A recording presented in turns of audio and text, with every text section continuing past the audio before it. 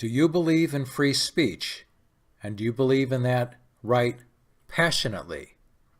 Do you believe that's a right granted by the individual, not based on any kind of group identity, not based on being part of a group or being not part of a particular group?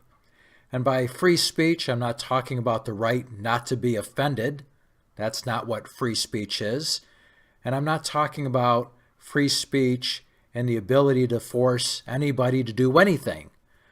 Free speech doesn't mean you can force people to refer to you by a particular pronoun. My name is James. I go by Jim.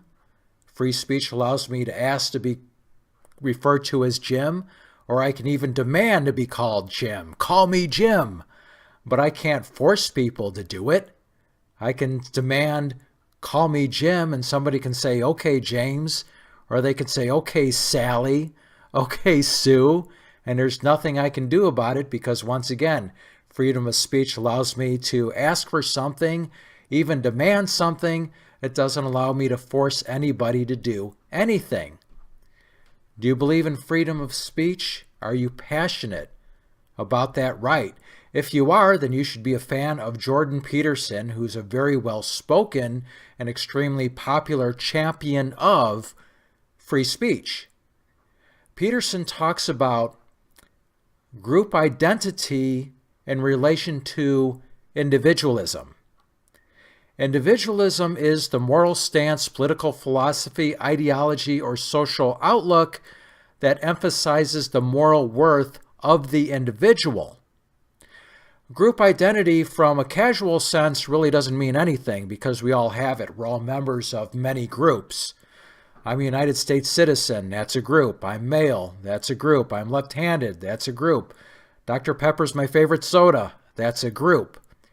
And it's okay, it's a reality to be members of many groups. It's even okay to have pride in being part of a group. A kid in high school joins the chess club and they're proud to be part of the chess club. Fine.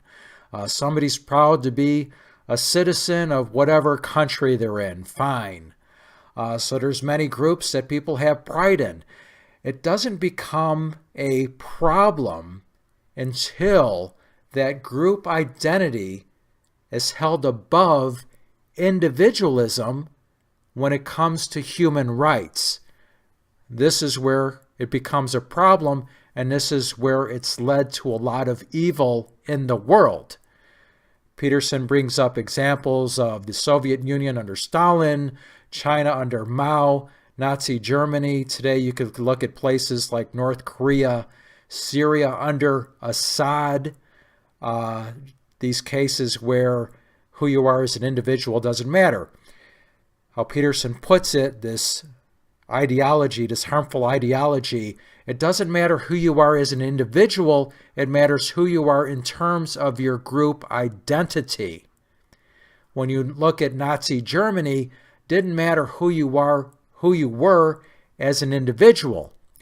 If you're Jewish, you're not allowed to work in government. You're not allowed to run a newspaper. You're not allowed to be a school teacher. You're not allowed to serve in the military or own a business. And eventually, you're not allowed any kind of dignity or the right to live. When it comes to dictatorships such as Mao, Stalin, any dictatorship you can think of, it doesn't matter who you are as an individual. What matters is what political circle you're part of, where your allegiance is. That will determine if you have the right to live. So do you believe in these rights, this individualism? When a new human enters the world, whether you believe that starts at birth, first heartbeat, or inception, what are the inherent rights just for being human? As soon as that human enters the world, what rights does that human have? Right to life, liberty, and the pursuit of happiness?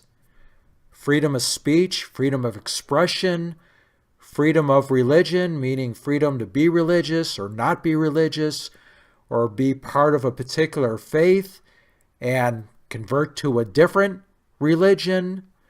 freedom of peaceful assembly, freedom to protest, whether it's the president or the Pope or the Ayatollah, whoever. Do you believe in this individualism? So where do I believe that Jordan Peterson, what does he get wrong? That's the name of this video. Well, when it comes to this individualism, when this philosophy, Peterson argues that the greatest pillar is God, is the Bible. I would argue that the greatest pillar is philosophy and the Enlightenment, a philosophical movement that transformed the world. So this is the disagreement. I would argue that there's many passages in the Bible that are actually the opposite of this individualism.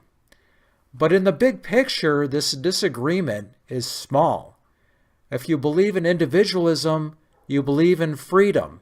And whether you believe that comes from God or whether you believe that comes from the greatest moral philosophy of mankind, be a believer in freedom and be an advocate of freedom, whether you can reach one person, whether you can reach millions. Be an advocate for freedom because the world needs you. This is Jim Wall. Thanks for watching. Until next time. Cisco, do we have to leave all our good friends now?